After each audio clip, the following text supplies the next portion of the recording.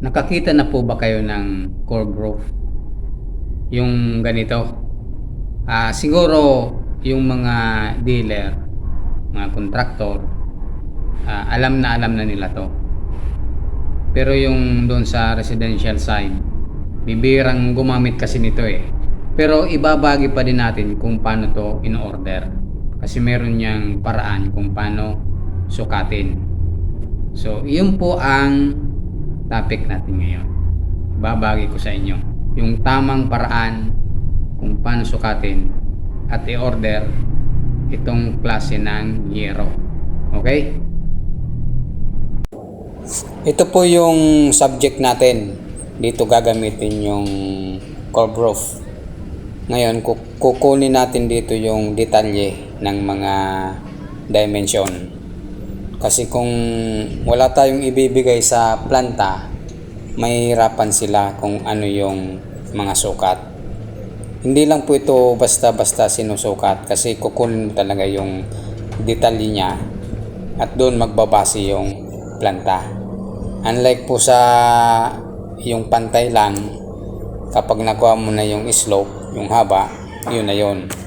Ito, kukunin mo muna yung pinaka-kurba niya, tsaka meron pang yung height. Mamaya papaliwanag natin. Kunin ko lang muna yung importanteng mga detalye, saka na tayo pupunta doon sa diskusyon para malinaw, okay? So ito na po yung representasyon natin doon sa pagsukat ng curve, yung curve roofing. Base doon sa sinukat natin actual, dapat kukunin mo yung pinaka dimension niya, yung buong sukat.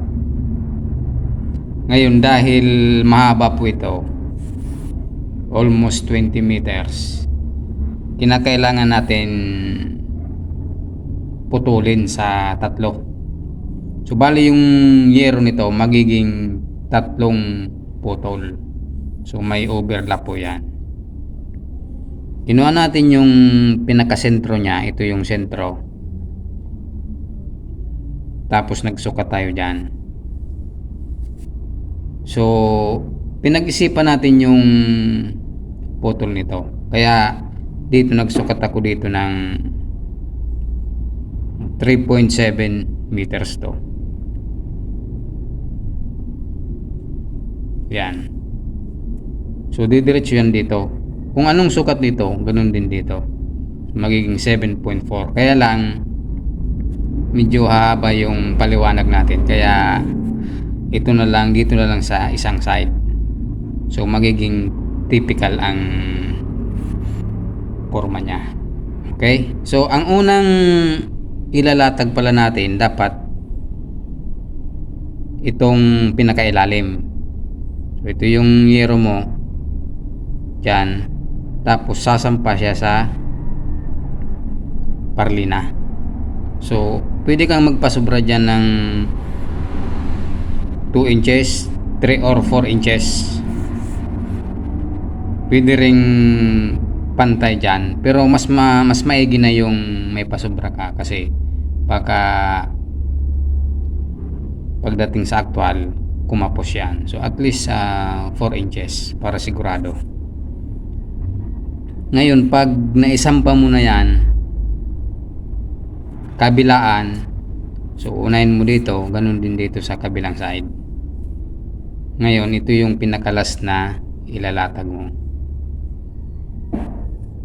So ang sukat natin dyan 7.4, kaya lang hinati natin, naging 3.7. So ito nasa 6.2 meters yan hanggang dito sa parlina. May pasobra na yan, pinasobrahan ko ng 4 inches. So ganun din dito. Dito walang magiging problema dito kung kumapos siya, basta nakatutok pa din sa itong parlina na to. Kung minsan kakapos yan dito, pero kayang remedyohan. Pero yung pinaka-importante dito sa ilalim, kasi pag dito yan natapat, may posibilidad na lalaylay po yan. Talagang dapat dito. Okay? Ngayon, nasukat na natin yan, yung haba ng yero. Kung papagawa natin yan sa planta o order natin, dapat yung itong end to end na to, meron kayong sukat nyan kung ilang meters yan. Kung halimbawa 18 meters, susukatin nyo po yan magkabilang dulo nung rafter, kahit yung rafter lang, yung top chord ng rafter nyo. Tapos yung pinaka importante, yung height. So kukunin nyo din yan mula dyan hanggang dito sa ilalim ng beam, top of beam. Yan po. So kukunin nyo yung height, kung ilan ang height nyan. So top of beam, tapos top of rafter. Doon na lang kayo magbase kung ilan yung sukat nyan. So nakuha nyo na yung dimension ng yero, tapos kung ilang putol, tapos yung magkabilang dulo. Kasi ito mahirap tong orderin kung largo yan. Pwede itong gawin sa planta, kaso nga lang pagka itatransport nyo, mahihirapan po kayo kasi mahaba to eh. So kailangan talaga merong lapping to, mag-overlap dito, tatlong putol, para magaan lang yung hindi mahirap i-transport kung magdi-deliver na. So yan lang po yung paraan para i-order mo yung curb roof. Pag nakuha mo yung magkabilang dulo, yung height mula sa top of beam hanggang dun sa top chord ng trusses nyo. So yun lang naman ang paraan nito. Okay, sana nakatulong yung video natin. At kung may katanungan kayo, comment nyo na lang po. Salamat.